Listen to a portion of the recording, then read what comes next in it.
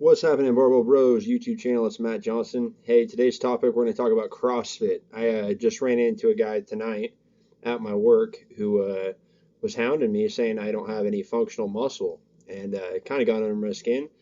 Kind of made me want to do this video. So, anyways, I want to bring up the topic of CrossFit. Now, CrossFit incorporates a lot of different circuit training methods, and it's really I would say one of those niches where people who are in it automatically think that everyone should be doing what they're doing. Now, let me just get this out there right off the bat. CrossFit is not an effective way to build muscle mass, and that's plain and simple science. You can look at their workout routines; it's not efficient. I know a lot of people who do CrossFit are, they look like they've never even touched a weight. The reason being is CrossFit in general uses a lot of type 2 muscle fiber and a lot of red muscle fiber. It's a very, very, very based on endurance. What ends up happening though, and you see it all the time, is people who are in CrossFit will, I would say, overdo it on a certain exercise or a certain group to where they use relatively light weights and they just try to go for max reps with it. Now, with that being said, a lot of the time it's an explosive movement, and so they don't get a lot of time under tension. There's not a lot of muscle activation, I would say, with the styles they use. For instance, there's no benefit to doing a muscle up, which is a pull up where you torque your body like this and then press up. There's no more lat activation, or I mean, I guess you're going to burn more calories that way. You see them doing all these like kettlebell stuff or medicine ball throws or whatever. And it's really, I would say, the best thing about CrossFit, and I will give them this. One, it's going to get people like to melt fat pretty fast. I think if someone was doing it, they could really, with all the calorie expenditure, if they're doing it on a daily basis, will they lose fat and some weight? Yeah, absolutely. With that being said, I would say that CrossFit in general, the cons kind of outweigh the pluses of it. I would say for the most part, especially for I mean the purposes of this channel, this is a channel for guys trying to build muscle and keep muscle. I would say stay away from the training styles they employ. Even in high school, doing power cleans. Power cleans are a great exercise, and let me not take away from them. There's something that should be done for people who are involved in athletics. It's an explosive movement.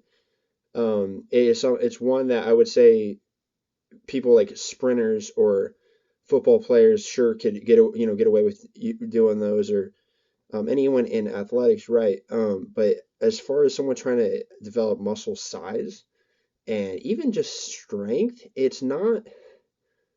It would be really hard. There's a lot more efficient. Let me say this: there's a lot more efficient methods to gain strength in the areas you want. With a power clean, unless your form's perfect, which it's a really hard form to get down. I know in high school I really struggled with it.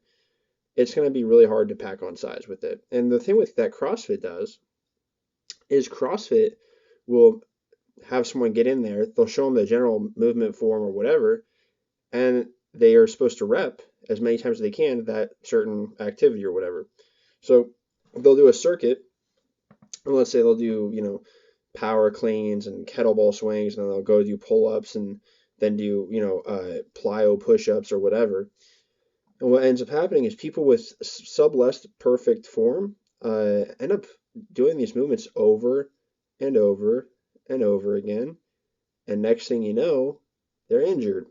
Or they've developed some of the worst habits and worst imbalances, I would say, that you can get in the sport. Now, as far as injuries go, I know a lot of CrossFitters who have been injured. I know even just in the place I work, I know 3 of them have complained about injuries, sore joints, you name it. Why? Because they're hammering away on their joints in a way that's not very efficient. If you bench press wrong, like for instance, if you're bench pressing and your hands come up like this and your elbows are flaring out and it comes right above your clavicle, right?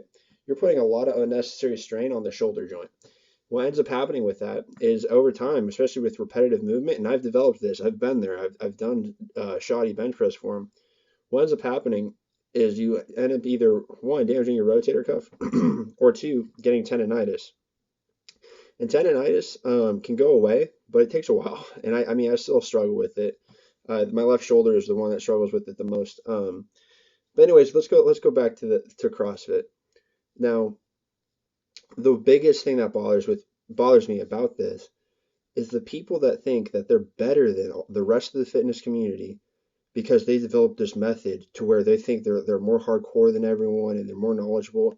You know what? The guy who was telling me I was basically weak. That's basically what he was saying. He's like, you don't have any functional strength. Well, I'm sorry. I think bench pressing over 400 pounds, I think that's functional because you know what? I can press more than any, or not any, excuse me, most human beings. Deadlift, that's like one of the most functional movements I can think of. You pick something up. That's something humans have been doing since the beginning of time. Squats, very functional. Building your lower body, your core strength. I mean, you go down the list and the muscles worked, right? So with that being said, how is what he's doing more functional than me? Muscle ups. He brought up the topic of if you're falling off a cliff and you had to get out of your car. I'm like, dude, are you stinking kidding me? I can get out of a car. I mean, come on. You guys are so light that you go flying out the windshield, 50 feet from your car, So don't even bring up the functional strength and all these stupid scenarios that you think that you're preparing for. I mean, the whole concept is ridiculous. At the end of the day, I'm not sitting there trying to hate on CrossFit, but this guy kind of brought me to that. Calling me weak, that's your prerogative. My lifts speak for themselves. And I'm sorry, but you're 130 pounds. And if you did see my recent video, I curled this man or this young person, I guess you could call him. I curled him 12 times. I'd like to see him do that with my body weight, or actually even his own body weight for that matter, or maybe even half his body weight. What? Right. What a shocker.